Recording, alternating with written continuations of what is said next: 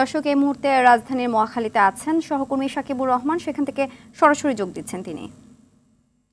সাকিব, বিশ্ববিদ্যালয়ে ঘোষণার দাবিতে আন্দোলনকে অযৌক্তিক বলছে সরকার, শিক্ষার্থীরা কি বলছেন জানাবেন।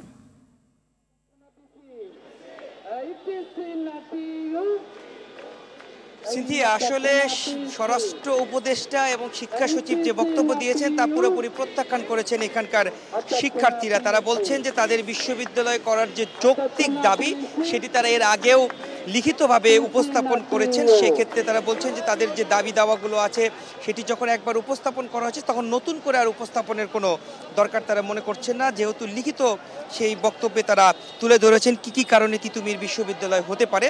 এবং আরেকটি বিষয় যেটি স্বরাষ্ট্র উপদেষ্টা বলেছেন যে জনগণের দুর্ভোগ, সেই বিষয়ে তারা বলেছেন যে আসলে জনগণের দুর্ভোগ শিক্ষার্থীরা নয়, সরকারই সেখানে দুর্ভোগ সৃষ্টি করছেন। কারণ তারা দীর্ঘদিন ধরে এই দাবি নিয়ে তারা কথা বলতে চাচ্ছেন, কথা বলে আসছেন, দাবি দাওয়াগুলো তুলে ধরছেন, কিন্তু সরকার যখন একটি সমাধান দিচ্ছে না সেখানে শিক্ষার্থীদের দায় থাকে না, এটি তারা বলছেন এখানে সরকারের দায় জনগণের যেখানে দুর্ভোগ হচ্ছে।